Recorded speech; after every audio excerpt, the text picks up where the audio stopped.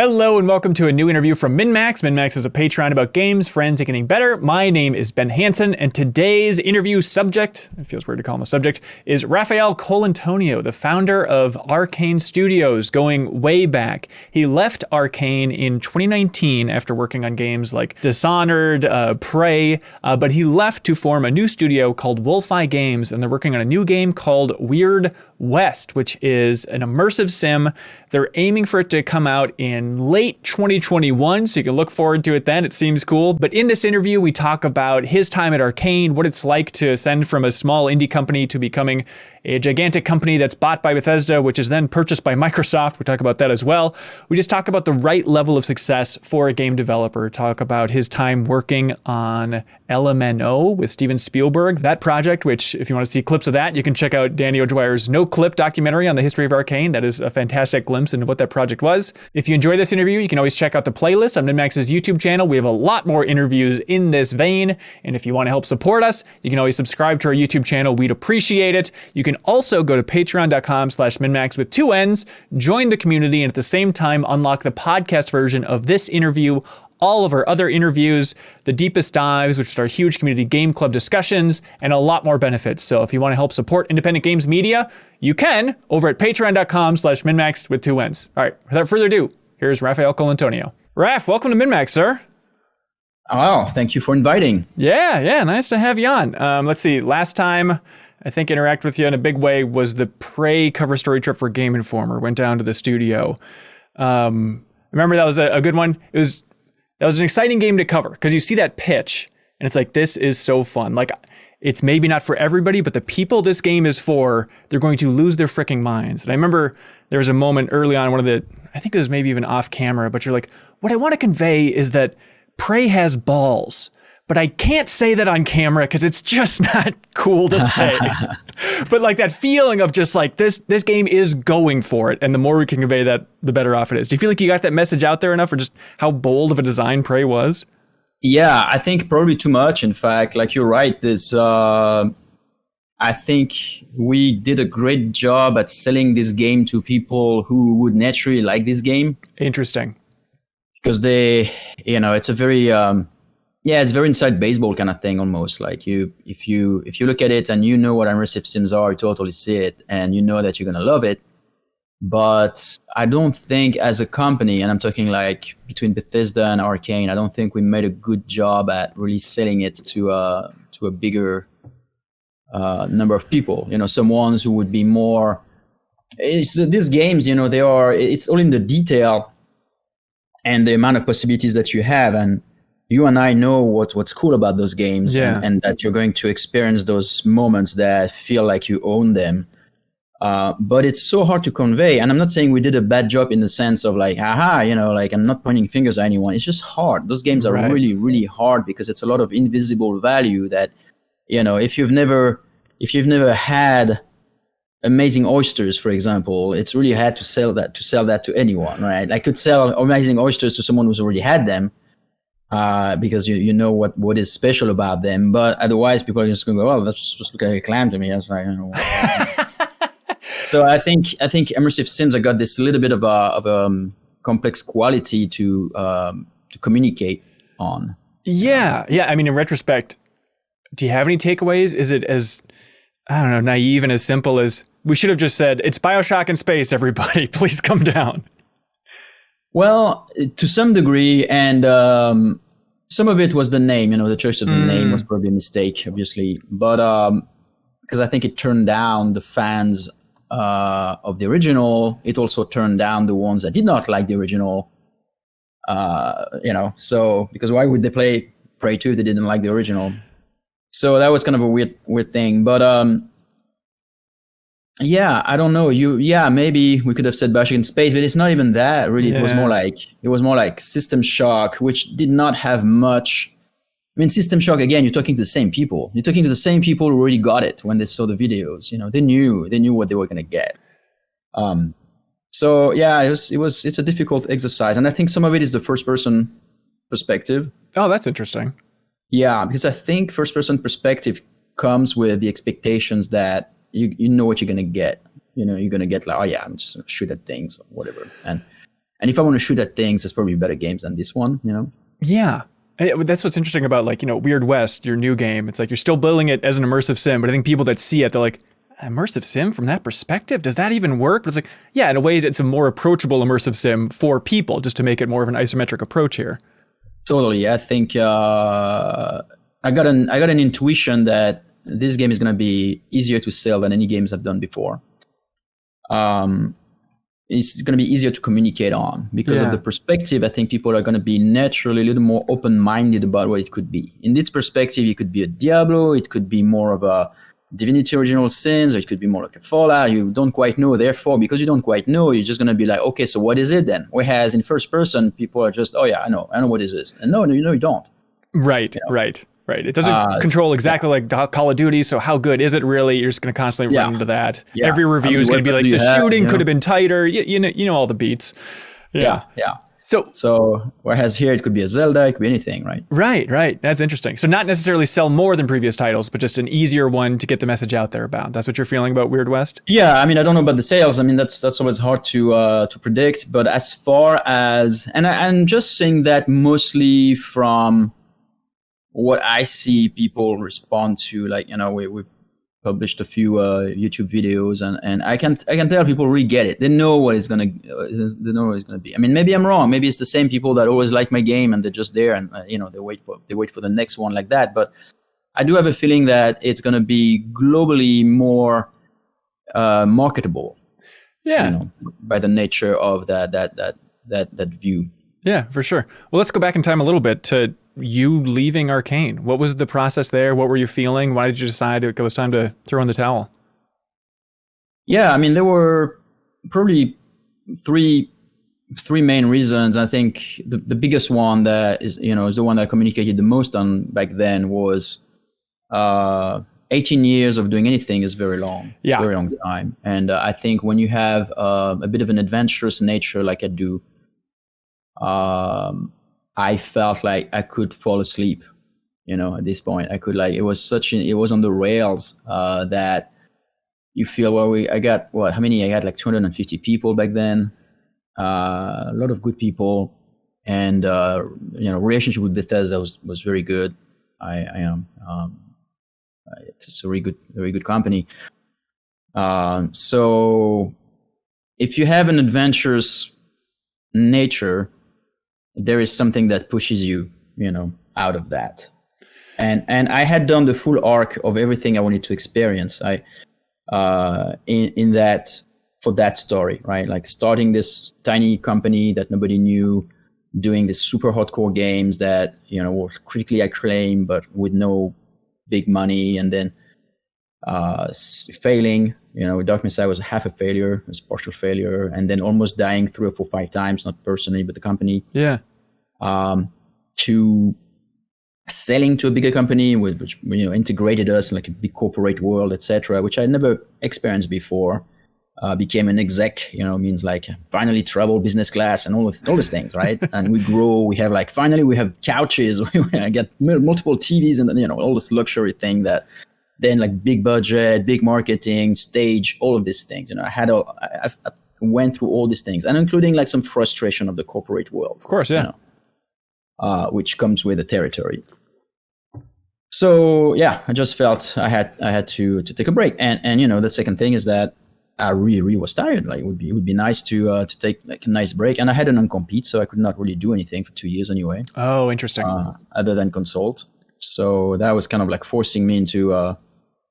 Frankly, it was scary. I mean, you leave something that I see now how big Arkane is from, you basically leave a business card, you drop them out of your wallet. It's just like, that's it. I'm not, it used to be very powerful. You go somewhere and say, oh, who are you, sir? And just go, yeah, I'm CEO of Arkane. And oh yeah, this way, which was weird because it did not start like this at all. It took like 18 years to get there. And then one day you say, well, you know what, all that, that's it, it's done. I'm not the CEO of Arkane anymore. I won't be able to say that. And that was scary. It did require some guts, or maybe being a little crazy, because people really looked at me like, why are you doing this? You know, either you're being fired or you hate the people there. Like, well, what's the problem? Right. And it's like, no real problem. I mean, you know, was I bummed a little bit about the Prey thing and all the name issues and all that? Yes. Yeah. You know, I was like, I you know, those were things that made me a little resentful towards the organization. But other than that, I mean, I did like Bethesda very much, and there was no true reason other than, yeah, the adventure must go on, because otherwise I'm just going to stay there and never evolve. You know, that's going to be like the end of my creative life. And I did not want to feel that. I wanted to start again. Right. What do you think was like the biggest good riddance moment? Like overall, pretty happy there. Seems like a good job overall. But did you have moments once you left where it's like, oh, thank God, I don't have to deal with this anymore. This is such a relief. Yeah, well, talking to you the way I'm doing now. Okay, great. Oh, I'm glad to drag you back to hell. Because again, you're part of a big organization. Like the PR is like always in your you know, behind you, breathing down your neck, making sure you say the right things. You get legals all around you. You get like policies. You got stuff that is like pretty oppressing, frankly, that I don't really want to experience again. You know, I'm a free animal, and I like that. I can start a smaller company and do whatever I want, and as long as I don't, you know, hurt or don't do anything illegal to people, then it's all good. You know, we're all like friends here, and like we all have free will and free speech, and that's, I think, is very important. And when you work in a big corporation, I assume whichever it is, some are probably worse than others, then you have to go with all those rules that sometimes are arbitrary and stupid. Right. And from the press side, you know, people commonly talk about like, why aren't developers more open and honest? I don't know why they're not more relaxed and open in these interviews. And on your end, it's just you have, I'd imagine, just breakdowns, talking points, talk about this, don't talk about this, pivot to this. It's just like you have like a Madden playbook rolling in your head at all times. It's like, it's tough to just be frank about here's what it's actually like to develop this game, which is, I think, what people would like to learn on the receiving end. Totally. And I've never been one to,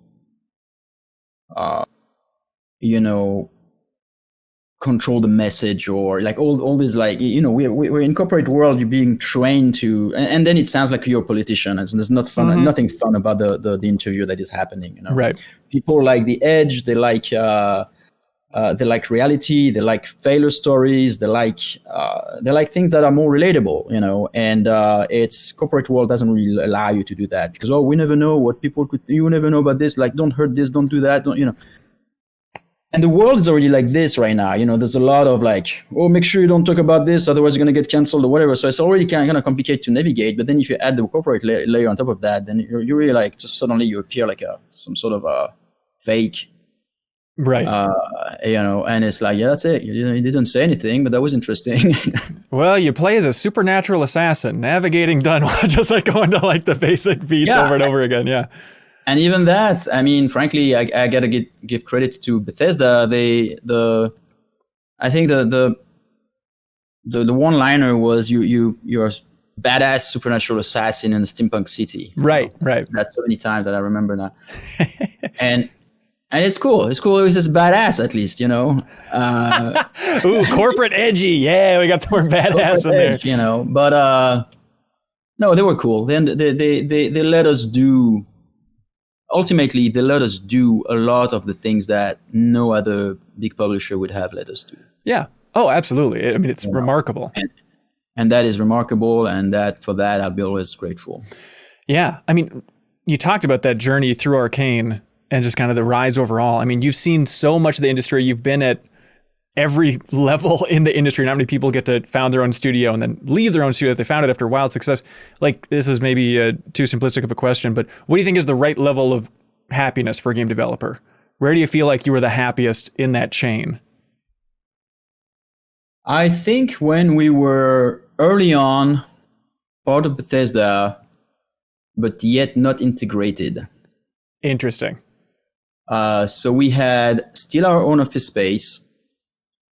We had our own IT, our own HR, and it was every month they would cover our costs. And then as soon as you start going into the payroll system and we're gonna share IT now, and we're gonna do this, and now you're coming to all our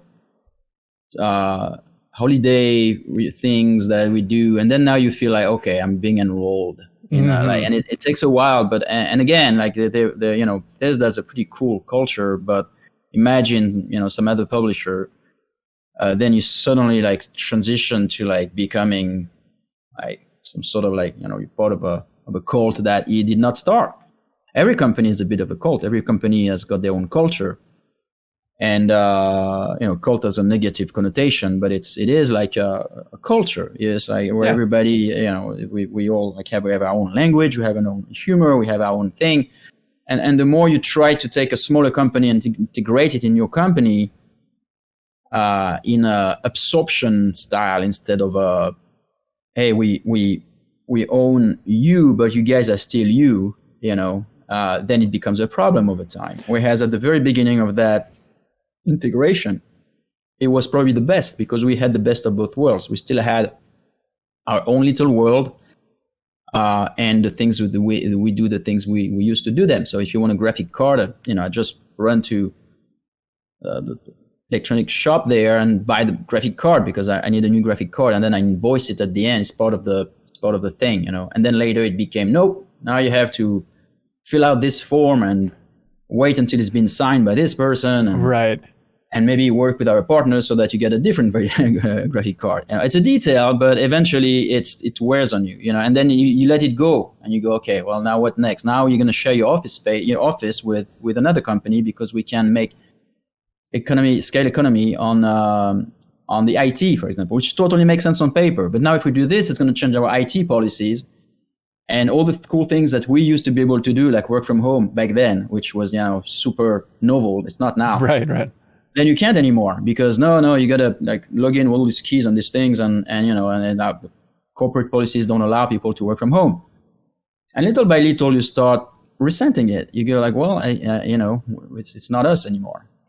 Do you think with like rose-colored glasses, though, you're looking back and forgetting about the level of anxiety of that era of just at any moment, anybody can drop you at any point, which you experienced, right? From multiple publishers, Valve, The Crossing, and yeah. Of course. When you are independent, yet not really commercially successful, it's a pretty tough place to be. Yeah.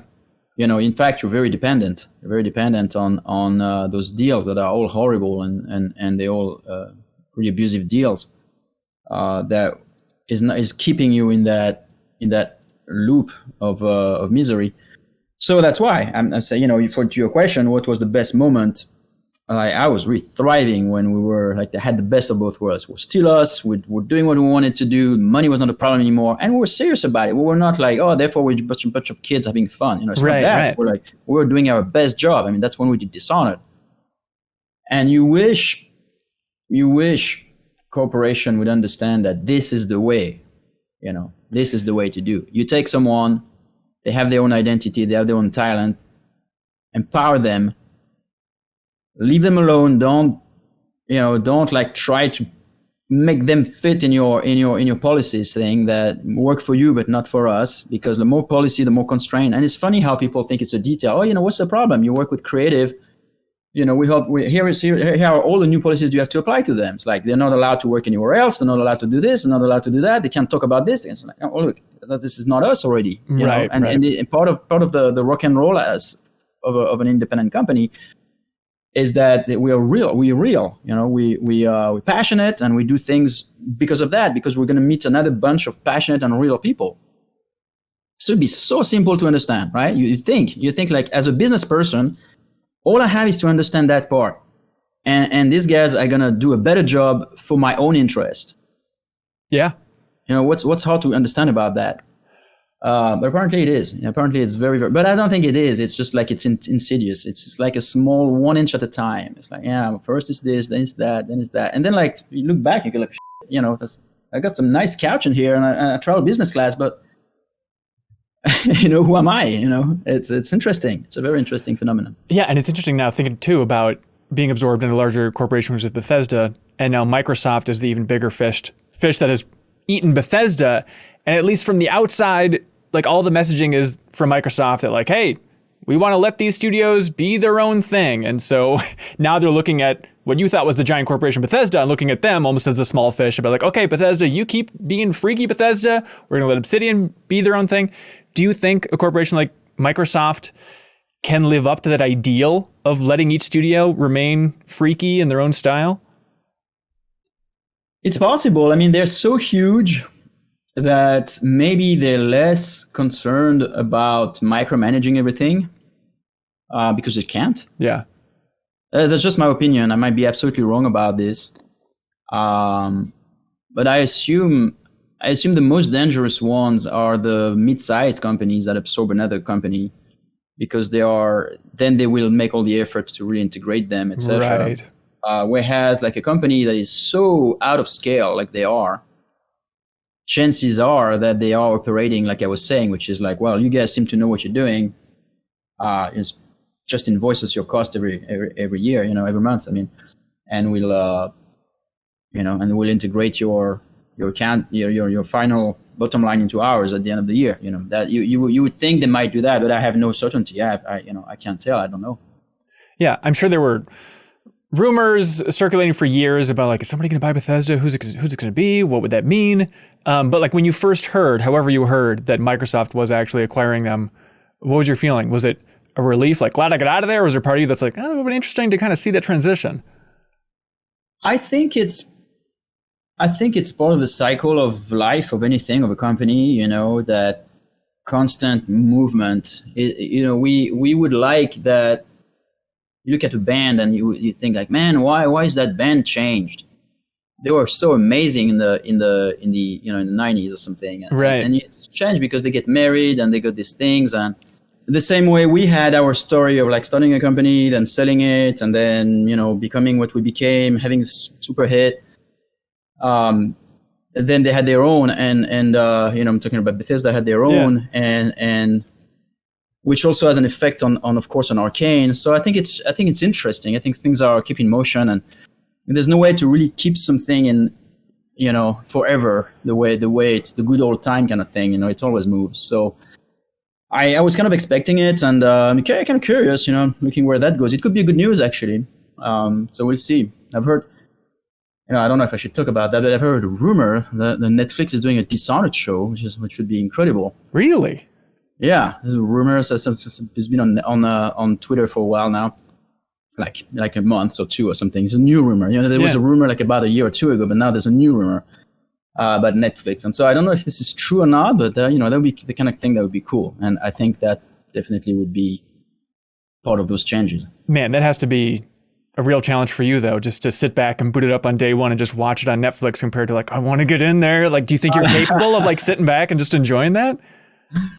I don't know. Yes and no. I think, you do something and then it doesn't really belong to you anymore in a way, you do something and it becomes popular and it's part of the pop culture and people do whatever they want with it. And if you're part of it, that's cool, but sometimes it's okay as well to just like, let's see it do its thing, So I don't really feel like ownership of it in that sense. It'd be nice if something like this happened, it would be nice if I'm consulted or something, but it's not like I'm expecting it or that I'd be feeling, hurt about it or anything. Right. Do you follow Arkane news quite a bit, or is it just like, okay. You're still interested? Of course, I'm friends with, of course, with all of them, like with Harvey and Dinga in France and Sebastian, all that. So they look at what we're doing. I talk with them and I'm looking their news, and so of course, it's like my kid now is doing their own thing. That's what I told them when I left. I remember, we were trying to keep the secret with Bethesda, and we didn't want the team to know until late enough, and that was I said, like, guys, this company has been around for 18 years, and you know what happens at 18 years? As a kid, you become an adult, and so now you can leave your parents. So it's like that was kind of like the message. Yeah, it makes sense. Did you have that moment of I don't know. This is an old reference now. Like the Jerry Maguire moment of like, who's coming with me? I'm going on the indie path. Come on, who do we got? You over there? Okay, maybe not. No, there was not, because at that time when I left, there was no other plan. I was not leaving Right. to make another company. So it was more of a, as we said earlier on, it was more like a big kind of like a big change for me. That was like almost like a necessary reset of my system. Yeah. What was the consulting era like for you?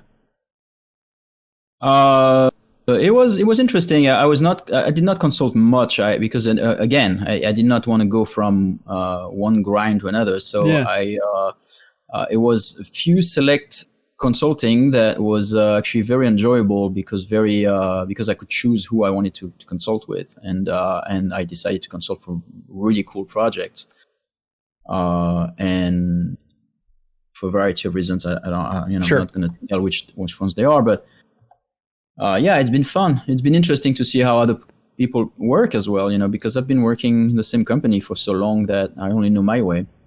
Yeah, I mean, that's what I would love to know. Just founding Wolfeye Studios, then, like, what have you learned about the industry that you didn't know before? Has it been a pretty eye-opening experience for you? Yeah, it was good. It's it was like playing new game plus in a sense, because we started the game from scratch, but at the same time now with all the experience, so. People would open doors, and because my fear that I had of leaving Arkane, meaning I'm nothing anymore, it was not true. Yeah, of course, but it's the fear, because the past achievements still mattered a lot and helped finding money and all that, and ultimately recruiting or getting the interest of the press. Which is something that has a lot of value when you're making a new game, a new IP, and with a company that doesn't mean anything to anyone, So yeah, it was interesting. It was fun, and frankly, I mean, our work methodologies are probably very similar to what I've been used to all my life. So yeah. Did you have any? I mean, with that New Game Plus idea, did you have that moment of, okay, let's be sure to keep this aspect. I want to carry forward this aspect of studio culture. This is a nice opportunity to kind of reboot. Like, what about just, I know it's probably mainly remote now at this point, but do you have a new philosophy towards just how do you maintain a healthy studio here? Well, I mean, the huge difference from the very beginning was the remote working. That alone has changed a lot of things. It meant we could work with whoever we wanted, wherever they are in the world. And also it meant that with the different time zones, etc., we would have to get used to how to work through video conference and Zooms and all that, which now, of course, everybody does, so it's no big deal anymore. Right. But we also see the limits of it. Now everybody understands the limits as well. Back then, we were supposed to meet every 6 months, full team. We'd go to LA and meet and have like 3, 4 days, 5 days of working together, socializing, and which was great. And we did that. And then, of course, pandemic happened, and then everybody worked from home with a limitation. But that was the main difference in the term of like, because other than that, we still work the same way, still have the same type of humor, and yeah. Okay, it seems to be working out okay. Yeah. No, nice. It's a similar culture. What have you learned about, just the scale of a game you needed? When you're talking to publishers, were people trying to push you towards, okay, this needs to be either a small indie-like project, was anybody offering the AAA style budget here? Yeah, actually, it's a great question because it has been an issue. I think we started with having in mind we wanted to do something much smaller than what Weird West ended up to be. Huh.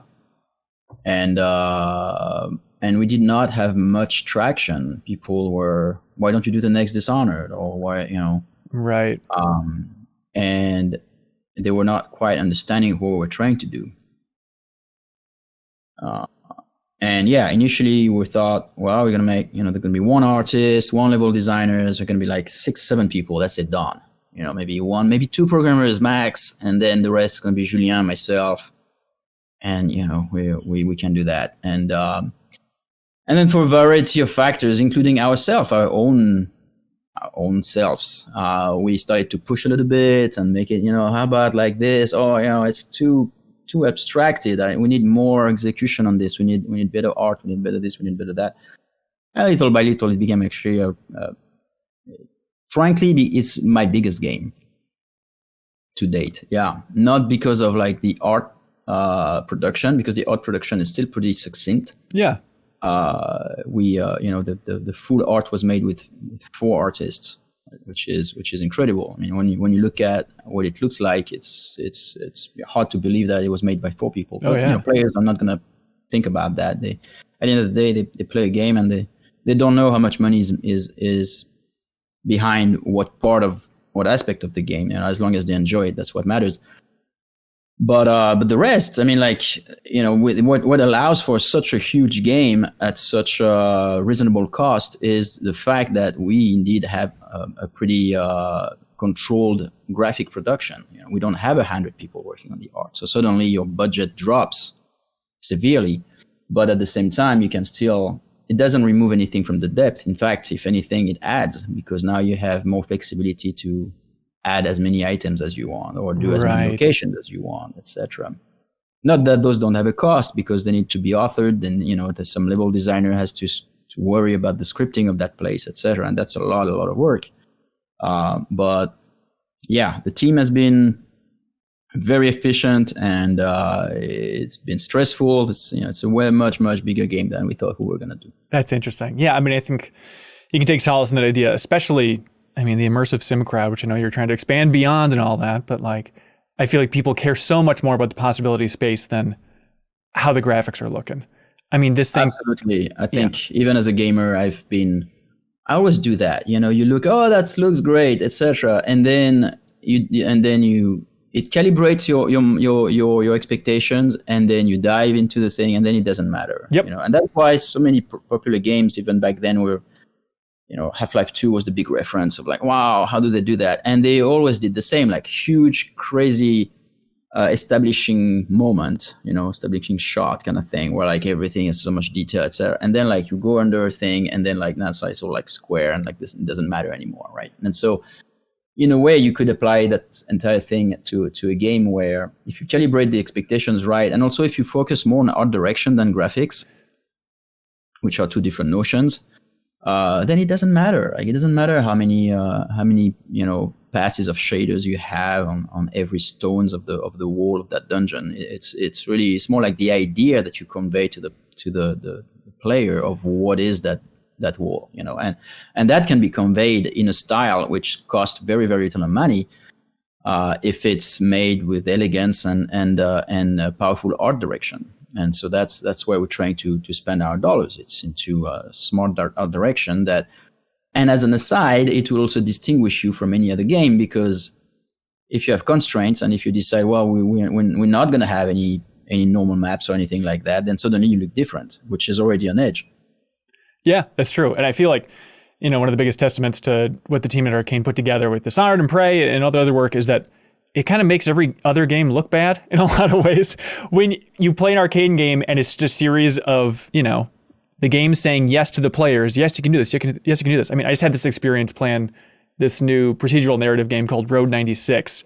And it's like, oh, this game seems so cool. All right, let's see. I can craft my own story. And then like within the first 15 minutes, it's just a series of no, can't go this way, can't interact with this. And so I feel like, people are more than eager for just the possibility space. I mean, you even saw that with some extent, with like Breath of the Wild. I don't know if you're a fan of Breath of the Wild, but was the studio talking about it? Did you talk to your peers about it, just in that immersive sim vein? Where do you think it fits? Yeah, and I think it's interesting because Breath of the Wild, I like in some ways, and there are ways where I'm thinking they probably had some designers that did not understand what they were really trying to achieve. And I'm going to give you one example. Please. That's when actually I stopped to play the game. And there is this moment, I don't know if you remember, where you need to get dressed up as a woman to get in that city. The sand one, yeah. Yeah.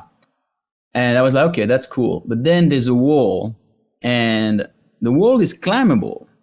It's not like if they had made a metal wall where like there's no way you climb, I'd be like, okay, that's what it is. But no, you could climb, and with like by being persistent, you could go on the other side of the wall, jump down the city, and then as this happens, instead of what we would have done is we would have made it that the simulation would still keep going, and like the guards are patrolling, and you can go around and then like avoid everything and then reach the end of the city and talk to the leader, and the leader would be like, aha, what are you doing here? Like, okay, well, I get it. You're different. Let me give you a deal. It's not what they did. Like they put some sort of like a trigger volume, like as you get on the other side of the wall, you teleport back out.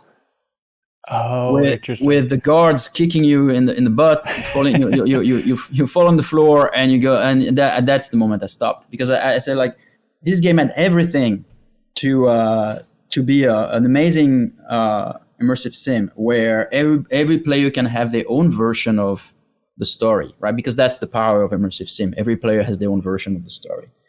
And suddenly, someone there did not understand that part there and did not allow me. And they had everything to make it. And so, to your point, did I like Zelda Breath of the Wild? Yes, in many ways. I'm not sure about the flavor because, I'm not so much into that kind of flavor. Okay. But that part really bothered me, and I was like, no, they did not get it. I think people watch this are going to be like, man, it's like one of the most amazing games ever made. There's one detail because you went this one path where it said no, then it's like, nah, well, dinged. At the same time, you have to see that I'm already biased against that type of structure in general. So I was like playing it with a lot of suspicions. Right, I was waiting for them to trip. And I love their mechanics. Those are Nintendo games. I've always liked those amazing mechanics, and it's so polished. And it's hard to criticize them in any way, frankly. But that moment was damn, I knew it. Arkane would have done it right. Give them the next Zelda, please. Well, and I don't know if it's a matter of doing it right or not. It's a matter of it's embracing a philosophy, that is painful for a lot of people. A lot of people don't understand why we do this thing. Why are we able to kill the good guys in our games? Why? Most games, they have a quest giver in an RPG. There's a quest giver, and the quest giver is invulnerable, and it's just like some kind of like a signpost. You do, and you throw grenades. In fact, you don't even have your grenades, because as you went into the city, all your grenades disappear, or your control for fight has been muted. So most games do that, right? And if you have your control and you start shooting at people, everybody's invulnerable, and specifically the quest givers. And we do the opposite of that. We say like, no, let's go on that. Let's ride that edge where everything is still possible, and players are going to be worried that they're going to break the game for themselves by killing the quest giver. But then, like, you kill a quest giver because it just feels fun that you don't like his face or her, or it's the end of the night. You go like, okay, I'm going to go to bed. Let me just like try something a little silly. Like I'm going to try to kill the shopkeeper, and you try to kill the shopkeeper, and the guards come in and like they kill you, and then you try again. I'm going to kill everybody, and you kill everybody, and then everybody are dead on the floor, and then you're like, that's cool. And then you look, and you search the shopkeeper, and there's some items on the inventory, and maybe a note, maybe a diary, maybe something that feels personal. Now you're feeling as a player that you're going somewhere forbidden, and it's all about transgressing. It's all about getting away with something you were not supposed to do. That's that feeling. Like why so little amount of games let you do that, right? I'll tell you why. It's because it's hard as to do. Because then your development bloats, and you work for the gray area. You like, instead of like focusing on the golden path, which is what 90% of the players are gonna experience, and 90% of the players are satisfied with, you work on like this gray area for that little amount of players that really care about it. Right? Now, it doesn't mean though that the 90% don't feel it, because even if they never do anything wrong, they never kill anyone, they feel that tension. They know like, oh, I could, but I'm not going to do. I could, but I'm not going to do it. And I don't want to break the game. That tension is actually really adding to the experience. Oh, yeah. But it's been a fight all my life, even with my own employees, where not all of them, of course. There's some some get it directly. Like they came to Arkane because of that. There's no need for any explanation. They were like, oh yeah, I get that. Some did not get it at first and then converted and was like, oh yeah, I see the power of that. But there's always, some people that are there and like they don't quite understand, like, why can't you kill the good guys again? Like, why is everything physics in your world? Like, isn't it get like a pain in the ass? Like, you're gonna bump into things, you're gonna move things around, it's gonna cost more CPU time, it's more problems potentially. It's like, yeah, but you don't understand that this is also what, look at Skyrim. Like, this is also what makes those games great. It's that breakable space around it, because at the end of the day, people don't want to be, some people want to be just directed like into a super, like very, very funneled experience where they just had a nice ride. But I want to believe that somehow we've had so many of those games that there's space for games that are a little more letting you, the player, experience what, your version of that world. Oh yeah, this is a very specific thing, but when you're working on LMNO, the Spielberg project, do you feel like Spielberg got that idea, or was it he was still too high above that you never had to have that discussion with him about like the value of saying yes to the player at all times? Yeah, so I can't really tell, because back then Arkane we were assigned, we gave some capacity, our company and the great talent of some of our level designers and programmers to an artist. To Doug Church and Randy Smith, the guys who were really in direct contact with Spielberg were Randy and Doug, and I was at only one, maybe two of the meetings where Spielberg was, and one of them was on video conference. And what would happen is that they would film all the meetings they had with him, and then they would send it to us, so we would see interesting, what happened. And so I would see how he's thinking, and he was more into the story part, naturally, than he's a gamer. He likes games and he understands them fairly well. But I think there was limitations about. It's a different world, Like I think he was the habits that you get into movies. Lack a lot of telegraphing and suggesting things to the players. So sometimes he would come up with situations that were a little like hard to grasp for the player. It would be a great effect in a movie, because as the movie you look at the hero, and even if you don't understand why he's doing the thing he's doing right now, then it all makes sense later. Right. Oh my God, that was cool. Like he did this and that, and because now I understand why. In games, it's like almost the opposite of that, that you want to happen. From a narrative point of view, that's cool, but like even in a game, but like from a player action point of view, you never want to confuse the player with why you're doing the thing you're doing. Yeah. So Bob, definitely a very, very smart, obviously, there's no need to tell him, to tell how smart he was, and great at creating characters and details about the future of the world, and that was very interesting. Yeah, I remember you told a story once about just exemplifying the difference between Spielberg and the developers. Was Spielberg kept coming up with what you called them like gags, like good visual gags, but it's like one-off gags don't work in games. Those are very expensive. We need gameplay. We need loops. Like I think your example was like, oh, wouldn't it be cool if the player crawled into a bunch of tires and then there's an explosion and then the tires went flying, but it's like, okay, what is that? Yeah. Is that a repeatable thing? What is that? That's the best. I can't remember if I'm the one who told you that story of someone else, because it was an interesting story for sure. And Randy Smith, which of course I love Randy, and you might know him as well. Yeah. He was in that video that where we see him, arguing. And Randy is a pretty cut dry guy. He's like, he's more like, yeah, no, we don't do that. We do something else. But in that context, he was working with Spielberg, so you can't tell he was like, I can see your point. But he did not see the point. And so it was interesting to see Randy trying to navigate of course, he's dealing with a big guy at this point, and it's hard to say no. To the tire gag. But those were interesting moments. But then again, it doesn't. It's hard to.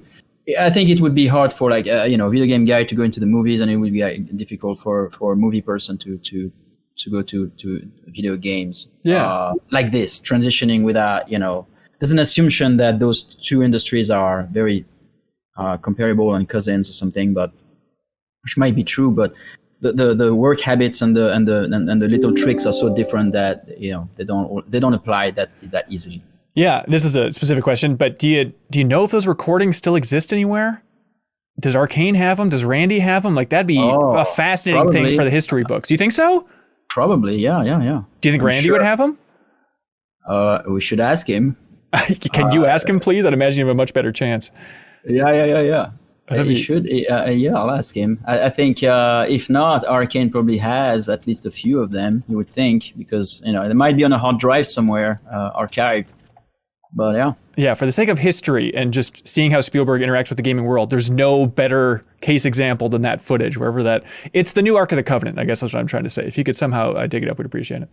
I agree. And it's going to be interesting. The world is like, we're documenting everything right now, right? With YouTube. So in 100 years, if the world still exists, if there's still water in California, then people will be able to see all this and look at the history this way, which is very interesting. And hey, you're adding stuff to the world of YouTube here with the House of the Dev podcast. Oh, that's right. Yeah. How did this come about? You're a co-host with Peter, a Russian co-host. How did the whole thing form up? Yeah, Peter Salnikov. So he reached out, I think, during Prey, at the end of Prey, in fact, as Prey was released, he reached out and he's got a band, and he sent me a cover of the song Semi-Sacred Geometry, which is a song that I made in Prey with my audio director, Matt Pearsall. Right. One day we were in his studio and we had, our task was to write this music for a fictional band that was in Prey. And so we had like a funny little idea, something poppy, etc. So we did that song, and then it was part of the game. And so, and that's cool. And so Peter liked the song, and he sent us a cover, like a metal cover version. And it was great. And then we started to talk a little bit, and then I learned that he was also a developer in Russia. And then that he's also had a podcast back then, and he interviewed us. It was nice, very, very cool guy, and kept talking to him for a while, recurringly, like every year or so. Like there was always something happening, and at some point, like when my own band Weird Wolves came together, they invited us on their Twitch, and we had like 10,000 views on there. We did some small live performance.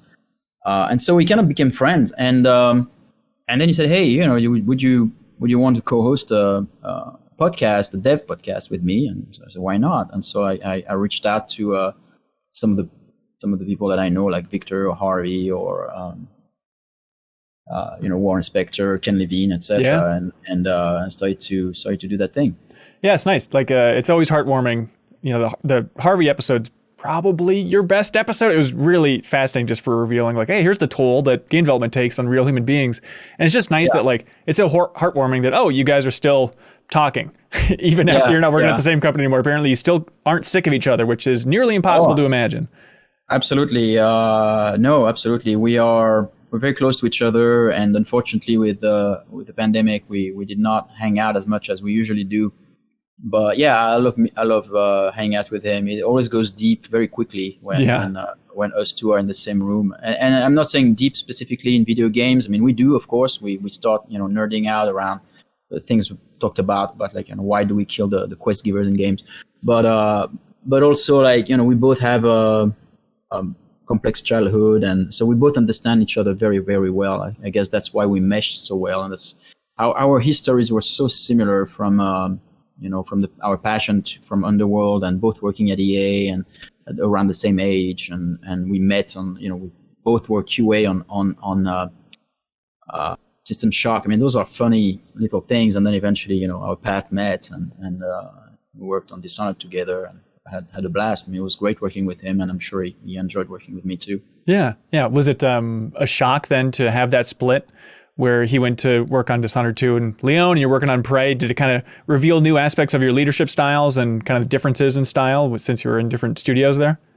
Yeah, I think we both wanted that. I mean, like there was an opportunity in the sense of, the Lyon office and the Austin office were starting to be so big on both sides that it was really, really difficult to make one game only. And also, I don't like to work on sequels typically. And Harvey really, really wanted it. He thought like it'd be good to make the next Dishonored.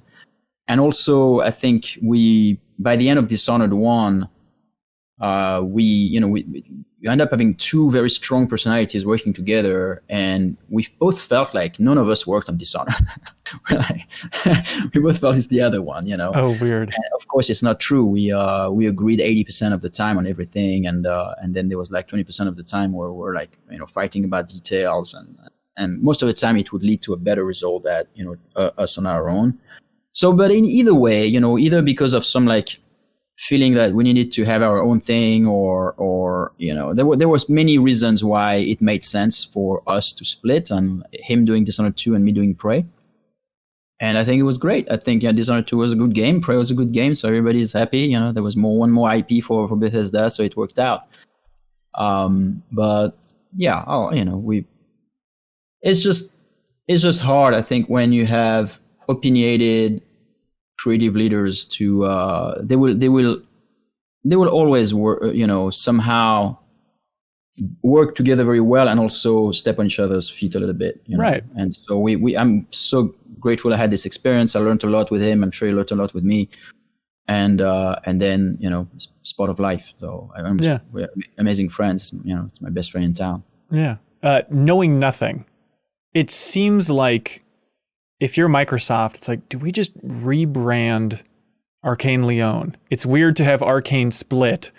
And if they're developing different games at this point, would you want them to rebrand it? Do you think that makes sense from the corporate point of view of like, let's just call it something else so it makes it seem like we have more studios in our pedigree here? I mean, ultimately, it's up to them. I think the difficulty would be, it's like in those movies when when someone goes into a teleportation gate and then he comes out and now there are two of them, Which is the real one? Which was the real one. Right. So you get that problem with Arkane, because frankly, which one is the real one would be hard to tell. If anything, the ones in Lyon could say, hey, we're the real ones because we started there. Right. And you guys are just a spin-off. But then I was the spin-off, so and I started Arkane, so then so it would be hard to decide which Arkane is the real Arkane. So yeah, I don't know, but it probably would make sense because I think people are confused, right? But then again, is it true? Like I think historically there's been some other companies which have, like, isn't it Blizzard South and Blizzard North or something? Oh yeah, back in the day, yeah. Or even, I mean, what, Turtle Rock was Valve South for a little bit. Like there's been weird distinctions like that. Or Irrational Australia was, so they were. So I don't know. I think it's okay that there are special cases, Yeah, let people be confused. That's fine, as long as the studios are happy. Yeah. Plus, it's an interesting story to tell. There we go. Yeah. You seem like the type of person that's big on counting down the number of games that you could make for the rest of your life. It's like, okay, Weird West is going to be 2 to 3 years of development. Okay, that gives me this number of games probably before I can't make anymore. Are you obsessed with how many you still got in the tank? Yeah, a little bit. And most of all, I want to make them count. Sometimes people approach me and they say, hey, I got this thing, do you want to work on it? I was like, no. No, I don't. If I'm going to work on anything, it's going to be my thing. So just a big IP. Yeah, and again, it's like, I think I'm not in a mindset of trying to look for a job or trying to make a game that is chasing a specific type of crowd or money or whatever. I'm still in the mindset of making what I want to make. Yeah. And that is really the bottom line for me. And I think I'll do it as long as it's fun. I'll do it as long as I feel like the last thing I want to do is a Me Too game, and including a Me Too of what I've done before. Right. It could be a Me Too plus, which I think is what we try to do in the industry. You know, where like you kind of like inspired by some of the game, and then you add your own spin, and now it becomes its own thing, and people recognize it as its own thing, as opposed to, oh yeah, it's just a dislike. You know, like you could say Prey is kind of like a System Shock like, but is it? You know, it gets a lot of the values, it gets a lot of the moment to moment kind of emotions and style of gameplay that these games were conveying back in the 90s. But like if you do it, you know, in 2017, then it's like cannot be the same game. It cannot be a Me Too, right? Right. And so that's, you know, that's to me is more important than anything, more important than money, more important than that. And then it's, you know, it's about, I mean, the energy that and the passion that you have when you're making something, something that is unique, something that is interesting, that people will talk about for decades or something. Like, luckily enough, a fair amount of my games is not. You need to really pour a lot of yourself in that. It costs you something. It's not just like, oh yeah, I'm just going to do that. You know, it's going to cost you years of your life. It's gonna. So the satisfaction that you get out of it is better be worth it. And the question I have is, you know, it's not a question. It's more like a pact that I have with myself, is that I'll keep doing that as long as there is something for me at the end. Like that I feel good about it, that it was not just for money, that it was not just because I didn't know what else to do, you know, because I'm not chasing that. I want to do things that are meaningful,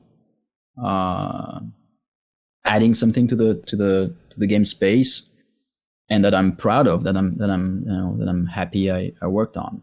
And what do you think Weird West is adding? Is it just kind of a mission statement of, I can do this independently, damn it, look at this? No, I don't think how much of it was like, I don't think it was a statement of anything. It's more like, you know, I'm an independent wolf, and that's how I operate more than, it's not like my statement. It's more like, that's what makes me feel alive, you know, is to have that freedom to do things. And I think Weird West, I mean, it would be, I don't want to jinx it, because, you know, we don't know what can happen, but I've got a very, very good feeling about it. I think it's going to be, I think people are going to receive it well, at least the people that are in the kind of games that we've worked on before. And it's definitely an honest game that is very our passion, and that is not trying to lie to anyone, and that, you know, if we can get the bugs out of the way, which is like what we're working on right now, and it's like, it's not the hardest part, but it's the most exhausting part, I think, for the team, because you bugs, and, you know, and those games, they have so much possibilities that then they have infinite amount of bugs. I mean, they you know, it never ends. And to give an example of a great game, Skyrim, you know, or like the Bethesda games in general, people have always given them shit for being a little buggy, which is unfair, because yeah, they are buggy, but also like the reason why they're buggy is because they do things that no other games can do. And while you appreciate that gray area that I was talking about, this is also the gray area. You could also you could also call it the dangerous buggy area, right? Right. Which allows people to put a bucket on the face of the shopkeeper and steal everything without the shopkeeper seeing anything, right? And that's a fantastic YouTube video. Everybody likes it. That's fun. It's funny. It's cool. And, you know, and it's like at the limit between the bug and the logic, you know, because you go like, well, you know, it makes sense. Like the guy's like, he's got a vision cone. If I hide his vision, it's all and it works. And like that, wow, simulation, you know, clap. And so, and, you know, so that's what I want to say, is that you know, I believe that we're trying to do something with the same kind of like integrity in with Weird West, and the team has been super hard at it. So like whichever happened, you know, whether it's a success or not, I won't be able to, you know, the one thing that I know is that the passion is there, and the honesty of the team and is there as well, and the integrity with what we've always said that we want to do, and you know, our immersive sim culture and values. Yeah. Are there any big jobs that you turned down that you could talk about, where it's like a project revealed, where you just said like, I don't want to work on Call of Duty or something like that? Well, I mean, there's been two instances, and some of it was protected by my non-compete anyway. But they would have been willing to have me consult instead of being an employee. And yeah, it was just not interesting because I think, I'm not like super rich, and but I'm well off enough that I can, it's just that I don't have to worry too much about money. But at the same time, I have simple needs. It's not like I need to be in a huge house or like own a yacht or anything like that. So I'm not specifically impressed by big salaries, And that's what they're trying to court you over with. I'd be miserable with a big salary. Like give me 3 months at I've had those worldwide creative director thing and offer, which from a huge company that back then sounded like, oh wow, I could brag about this for at least 1 week, and people would be like, man, that's really cool. But like, is it really cool? I don't know. Like suddenly I got a label now, like work for that big ass company that everybody knows. Right.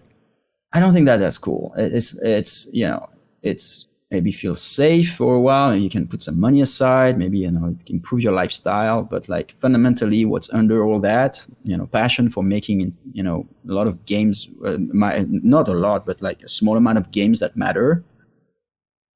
You can't do that in a huge environment. It needs to be, because there's too many eyes, too many things, too many moving pieces, too much noise. So yeah, that's where it helps to have that experience of like, you sold your company once, probably made a lot of money off of it, and realized that like, yeah, money maybe not as great as the world thinks it is for just your personal level of happiness, right?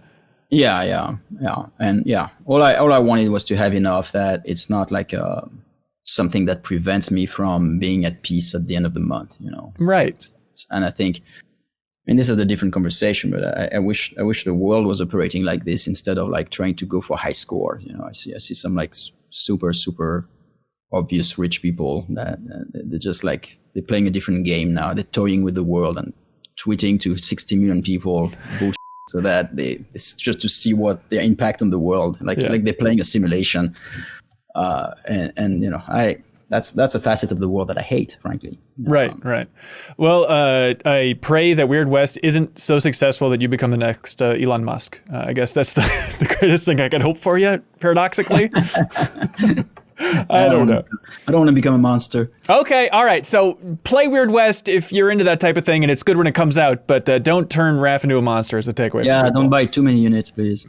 All right, cool. Good message to go out on, dude.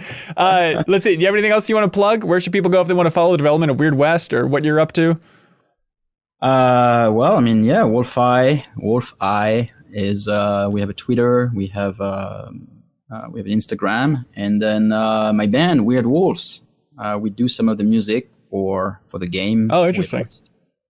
Yep. And we also have weirdwolves.com, and you'll find all the links there, like Spotify and everything. And we play in Austin. If anyone is in Austin, we play in Austin on the 27th at the Elysium. That's it. Is it a best case scenario or worst case scenario if somebody comes and talks to you after the show and it's like, by the way, Prey rule, dude, like, or do you like to keep that world separate? No, it has happened, and I think it's fun. I think we're in an era where all your worlds collide. If you have like several personas, like you have your artist thing, your corporate thing, or maybe you're doing some other things that are even more edgy, like who knows, maybe you're a model somewhere, or you're trying to do acting or whatever. What is it that you're doing? Then everything collides with internet. There's no way you can like separate your personas very well. So at some point, I think you have to embrace it. You just have to accept that, you have multiple facets and it's okay. Yeah, for sure. Well, hey, thanks for taking the time, and best of luck to the team for finishing off Weird West. Looking forward to checking it out when it comes out. Yeah, thanks for inviting. So, thanks for inviting, and I've had a blast. Yeah, thank you so much. And thank you so much for watching or listening to this interview. If you enjoyed it, you can always subscribe to this YouTube channel or support us over on Patreon to unlock the podcast version of all previous interviews, all future interviews, and a whole lot more. Thanks so much, everybody. Bye. If you are sick of snark, clickbait, and an avalanche of movie news, you can help support independent games media by subscribing to MinnMax's YouTube channel here or checking out the benefits over on Patreon. It's a nice clean handshake. You support us, and we won't make dumb, condescending stuff for you. Your support helps us continue our mission of focusing on games, friends, and getting better. Patreon.com/MinnMax with 2 N's. We'd appreciate it.